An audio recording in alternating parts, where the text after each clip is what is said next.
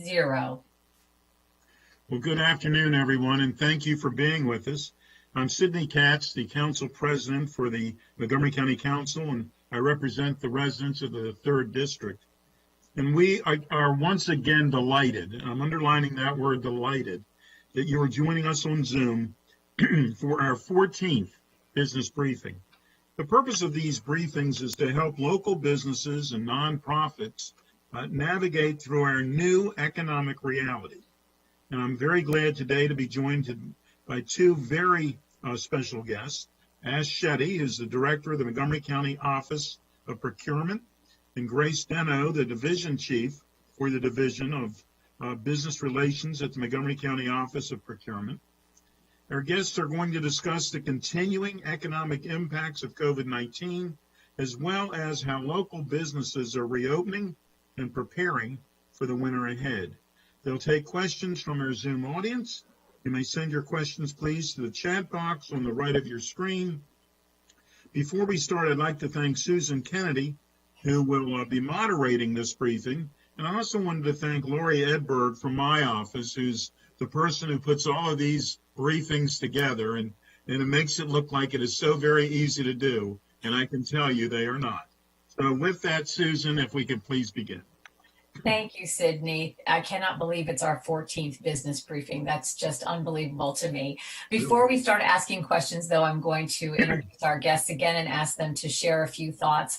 First, I'm going to ask Mr. Shetty to tell us a little bit about what's been happening over in the Office of Procurement since the pandemic, and describe a little bit of what your work has entailed lately. Oh, hi, Susan. And please call me Ash. The Office of Procurement has, like everybody else, had to adjust to this new normal. We've, in the beginning, in anticipation of this, although it was not enough time to prepare, we did send out COVID-19 checklists to our contract administrators. We wanted to make sure that our vendors, our key vendors, had continuation of operations plans in place, COOP plans as we call them. So we did our best to be ready for this when this all began in early March.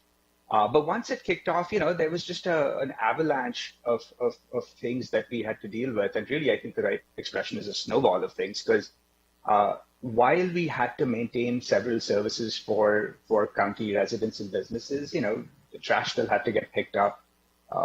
Inmates in jail still needed to receive training. The various health and human services needed to be provided. We had to modify contracts in a very quick hurry to make sure that things that were being done live were being done virtually, that other precautions were being taken for the well-being of not only our employees, but also those of our vendors. And even as we were trying to make sure that the county's operations were still running behind the scenes, we had to jump into the scavenger hunt for PPE, for testing capacity, everything that people were probably paying the most attention to. So in the beginning of this pandemic, it basically meant me understanding what our needs were during the day, and then working with vendors sometimes at 1 a.m., 2 a.m. in the morning, because their suppliers were based overseas in Asia. And now that this has been going on for several months, we've been able to wrap our arms around the changes that needed to be done. We've been able to build more flexibility into the system in anticipation of where we're headed this winter. We've managed to stockpile at least what we think, based on our prior burn rate, is enough PPE to last us through the winter. And so, we're starting to feel some sort of normal in this new normal.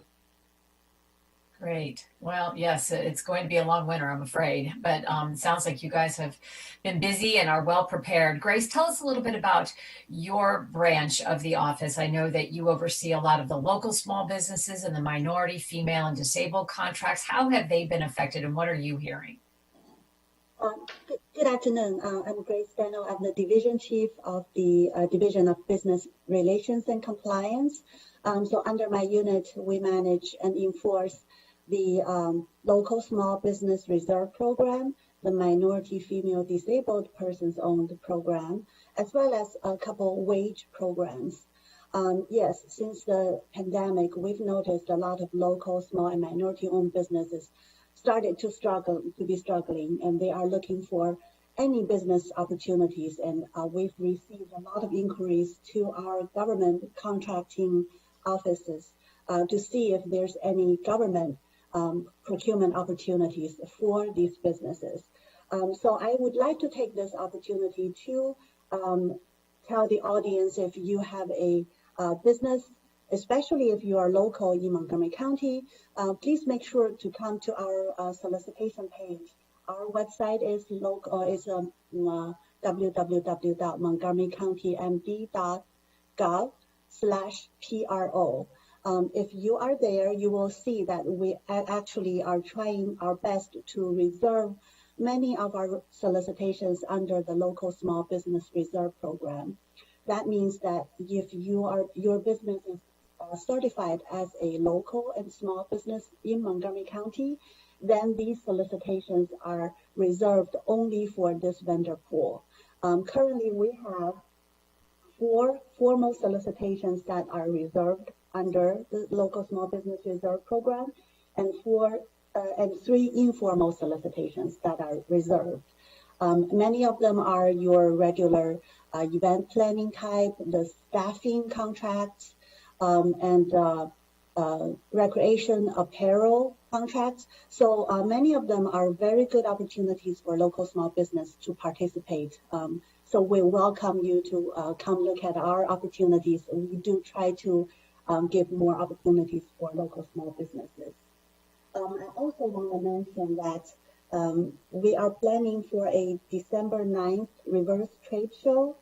This would be our annual procurement event that we will have many county department contract administrators in this event.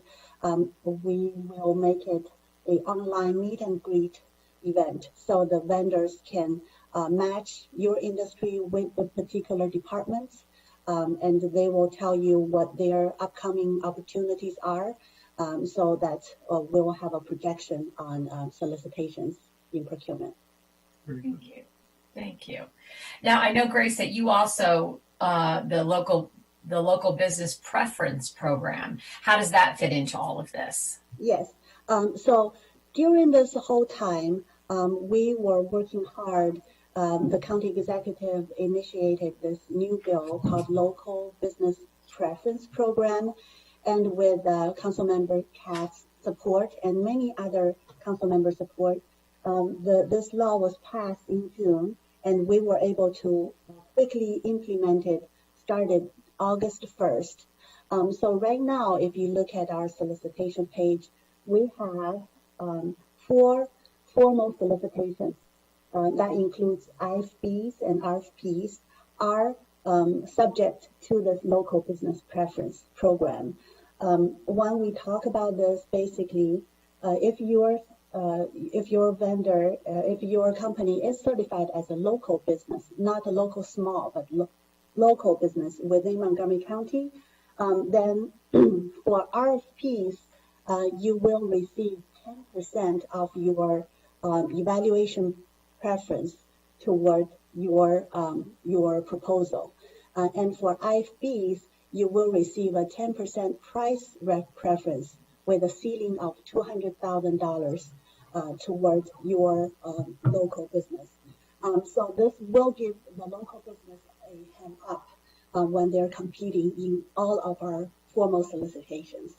Okay. So far, we have received 16 applications to get certified as local business. And by the way, if you are already certified as a local small business, then you are automatically certified as a local business, but not vice versa. So right now we have more than 1,000 certified local small businesses who are already certified local business. And on top of that, we are certifying more local businesses. That's great. Ash, let me ask you, I know that, a lot of people, when they hear the word procurement, they kind of are a little frightened. It can be a frightening thing to try to navigate. And I know since County Executive Elrich has taken office, part of your job has been sort of streamlining some of the processes that are involved with procurement. Talk a little bit about how your office has evolved in the past year. I know you've made some things a little easier for folks to navigate. Yeah, that was probably one of Mark's, the county executive's biggest frustrations was this feeling that the office was difficult to work with, that there was this opacity in how decisions get made, that there's just a lack of a business-friendly orientation. And so, almost everything, every major initiative that I've taken in terms of changes brought about have been to fix that issue. We started by putting in place new values that the team can rally around. Things like efficiency, collaboration, but also things that you wouldn't expect in things like empathy. So that when my team comes across, whether it is internal stakeholders in the using departments or our external partners, the vendors, they treat them a certain way. They have a certain mindset that guides every action they take. So we've put in place measures to reduce the level of effort that vendors would have to go through to understand our solicitations. Early on in the 4 business forums that the council president and the county executive had conducted, we realized that the length of our solicitations was very long. And so we did a lot to reduce the amount of effort that would go into making the determination of whether or not a business would want to participate in a solicitation. We realized that when a solicitation is underway, vendors don't often know where in the process we are. And again, that spoke to that opacity that I needed to address. And so we put in place a now nationally award-winning solicitation tracker that allows you to see where any solicitation is in the process. And my hope for that tool is to keep it continuously improving so that in the future you will even be able to use it not only to track current solicitations, but past solicitations and look up the contracts associated with those if you were interested in participating in that in the future. And again, if you just Google the word solicitation tracker, it's the first thing that shows up because it's a one of its kind resource. But beyond that, we've taken smaller initiatives, if you'd call it that, to provide more support to businesses that found our processes overwhelming. For instance, we instituted a monthly open house, which was being done live till COVID, and now is being done virtually. But every month, you have the ability to connect. It's the 3rd Wednesday of the month at 10 a.m.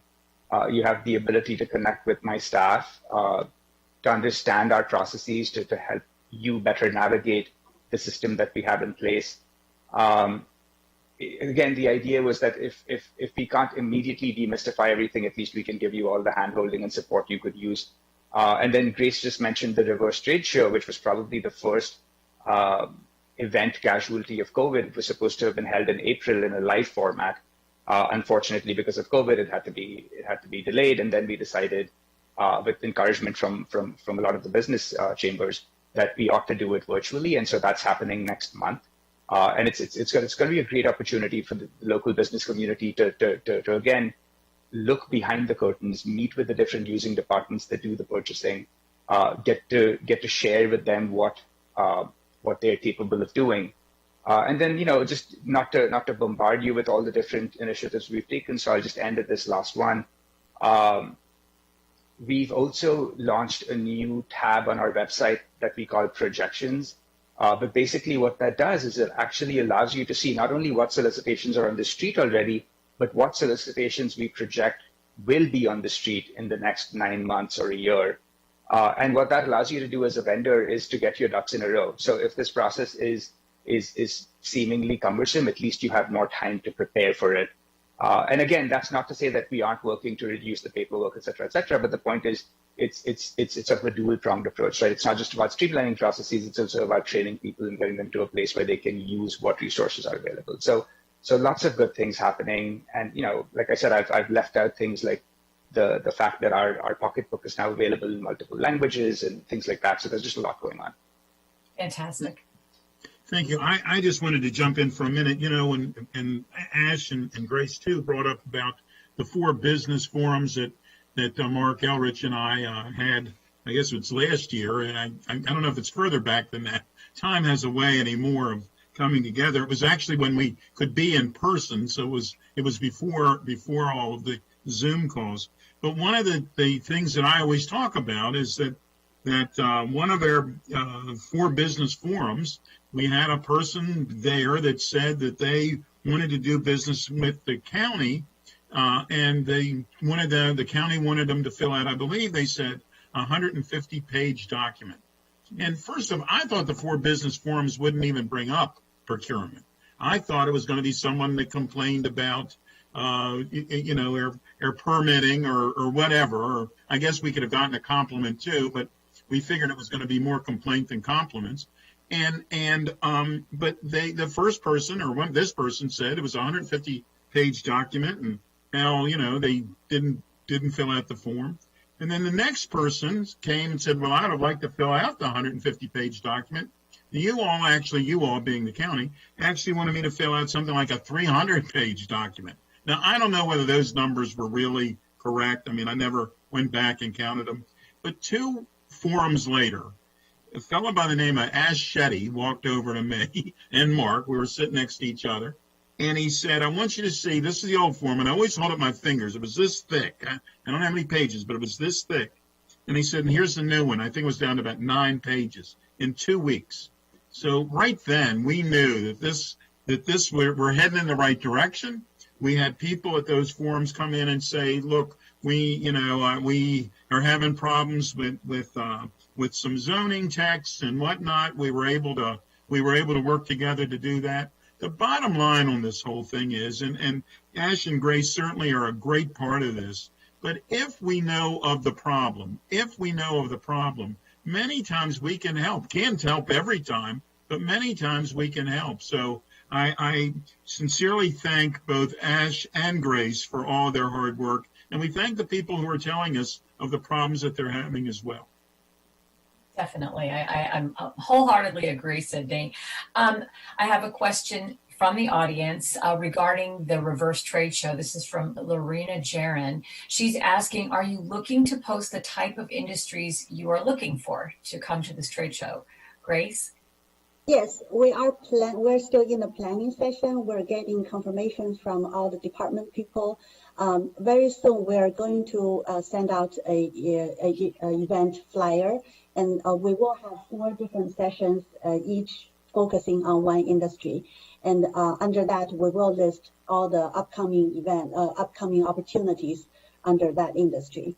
So in general, the industries are construction, IT, parts and equipment, and consulting services, management consulting services, those 4 areas that we're looking at. Okay, great. Another question, taking us back a little bit to the philosophy of the office, obviously with the local small business reserve program and the minority, female, and disabled program, we try to be equitable in how we award these contracts across the county. And obviously the county has adopted a racial equity and social justice policy recently. Talk a little bit about how that works in the department and what your goals are there. Yes. So for local small business reserve program, it is a mandate by the council. Back in 2006, the law was passed. So since then, our office has been enforcing it. The current goal, we just had a recent amendment by Councilmember Jawanda. The current goal was raised from 20% to 25%. And to give you an idea, last fiscal year, July 1st of 2019 through June 30th of 2020, we spent about $120 million towards local and small businesses, and that counts for 27.4% of our eligible spending. And then in terms of minority, female, disabled business, we also have a mandate, that's our MFB law. That program is not a reserved program, but it is a subcontracting program. So for all our contracts that are over $50,000, they are all subject to the subcontracting program. All the prime contractors are required to have minority subcontractors they need to submit a MFD plan at the beginning before the contract get executed. And our office will be enforcing and follow up with all the work and payments that they promised at the beginning of the contract throughout the contract life, making sure all the minority subcontractors that are listed in those plans are getting work and are paid in time. So the goals for that program, there are 4 different goals depending on which industry you are in. For example, if construction, for construction it's 21%, meaning the prime contractor needs to subcontract out at least 21% to minority-owned businesses. And our office will follow up and enforce throughout the contract life. And then for FY 20, again, so we did about 22% toward minority businesses in spending. That's fantastic. Ash, I talked a little bit to Grace about this early on in the show, what you're hearing from folks out in Montgomery County. As the director of the office, what are you hearing from these businesses out there and how they're managing through this pandemic? You know, it's one of those things where they've reached out to us not only for opportunities to be part of county solicitations, which, you know, in addition to the set-asides and the mandates that we have, a lot of the streamlining, a lot of the simplification, a lot of the hand-holding that we're doing is going to help small businesses, and very often minority female-owned businesses tend to be smaller businesses. So I think that there's also that rising tides effect that's in place here. But besides asking us for help and opportunities, which we readily provide in terms of one-on-one consultations and you know, making tools like the tracker available for them, they had also been reaching out to us, believe it or not, for PPE. Many of them said that, you know, they were county contractors, but many of them were not county contractors, but just wanted to see if we'd be willing to help them because they'd heard about how we'd been successful in getting a hold of so much PPE. So, you know, we've done our very best to try to keep the local business community feeling supported by us. Now, what's really, to me, what's particularly significant about this is that a lot of these vendors are strategic to the county. And if they are not stable, then there's a risk to the county in that our vendor base is unstable. And so, to simply put it, I think that as we look at recovery, the Office of Procurement is going to have to be very involved in helping businesses get back up on their feet, not only because it's the right thing to do for the businesses, but frankly, because it's the right thing to do for my office, because these vendors not being in a good shape is not good for us. Mm-hmm. How do you prepare for this winter that's coming in and what we're hearing about a second surge and possibly closing and shutting back a little bit further some of our businesses? You know, how do you assist those businesses through that? So, you know, there are obviously assistance programs that go beyond the scope of my office that are important and will be a very significant part of that help made available. In terms of county contracts, I think what we had done in the beginning when this all began, which is work in a very cooperative and collaborative manner with the vendors to modify contracts where possible, to have the services being delivered be delivered, but in a different format. So that means they don't have to be shut down. That means they don't have to be turned away because of the circumstances. We just figured out a way to change the way the work is being delivered, provided it's delivering the same outcome to county residents and, you know, other businesses. But it is just, you know, going back to our values, it is about empathy, it is about transparency, it is about collaboration. And I think, you know, we're the most important thing we've been doing, and I think this is maybe will be the ultimate theme that comes out of this entire tragedy. We've been communicating on every channel possible. We do as many events as we can, just so that people know that we're here and we're willing to engage with you. And Susan, to your question, obviously is a huge concern for everyone, because in some cases, some of these businesses were marginal to start with. I mean, that they were having difficulty. They might have been at one point a very thriving business, and then, you know, the retail has changed. I mean, there's been a series of events before COVID. And now once COVID hit, it's just a huge concern. The county is trying our best to spend the $183 million from the COVID money, the CARES Act money. We're working on that, and the county executive is working on that.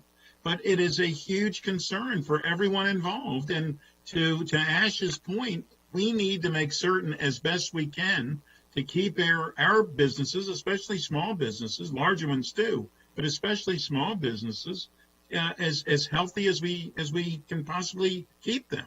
And so we're obviously the Office of Procurement is a great partner in that, rather than someone working with each customer individually. If they have a large customer, if it's like Montgomery County, that certainly helps them. We have another question that was sent in, and this is from Leslie McDonald, who is the executive director of the community, I believe it's community grants. Here's a question for Mr. Shetty. One of the changes that has come out of COVID is that the county has been making grants to businesses and nonprofits for COVID relief. Might the county consider using this new grant making ability to fund nonprofits instead of using contracts?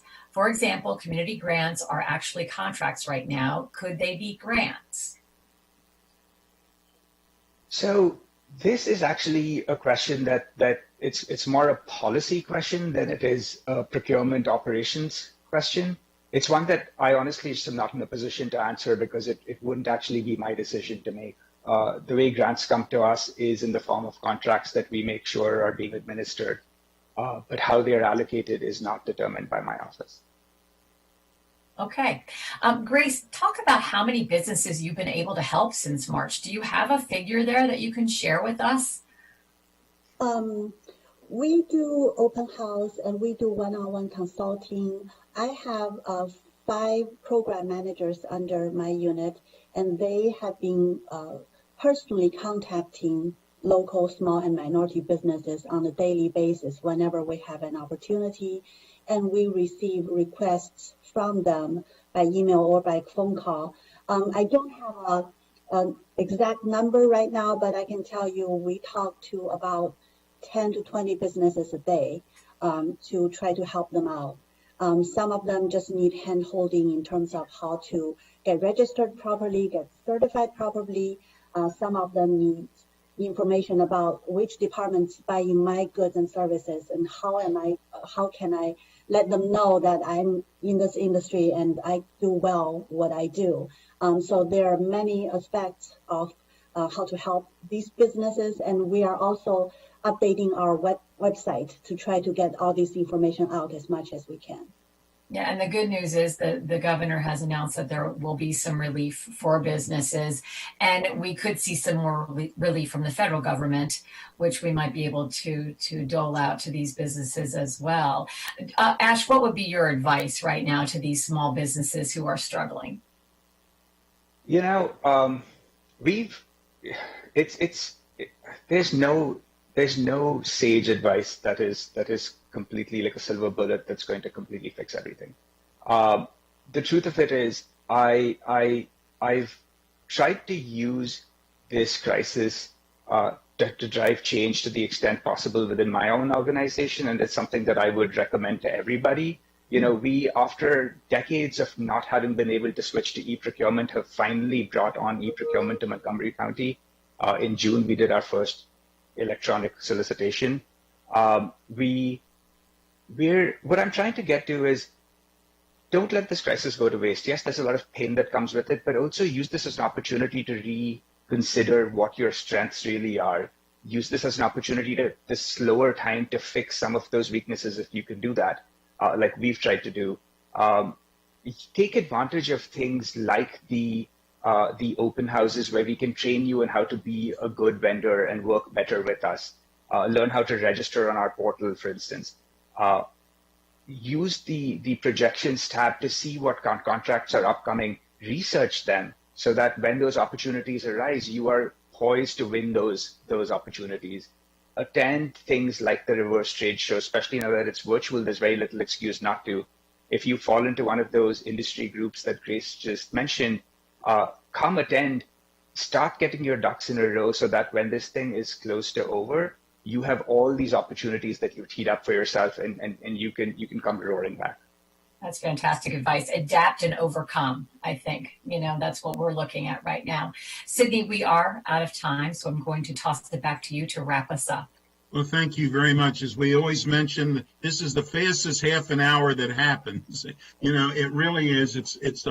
We get a lot of good information and enjoy seeing each other. We knew each other before, but we sincerely thank you. We thank everyone for listening. Please don't, if you have additional questions, please don't hesitate to reach out to my office or to Ash and to Grace. And once again, we thank Susan for being a great moderator. And I also want to thank Laurie for getting all of this together for us. Thank you. Please, everyone, be safe and be well. Happy Friday, Thank you all. everyone. Happy Thank Friday. You. Who chairs the Council's Education and Culture Committee. And so having these hubs to be able to just provide that additional support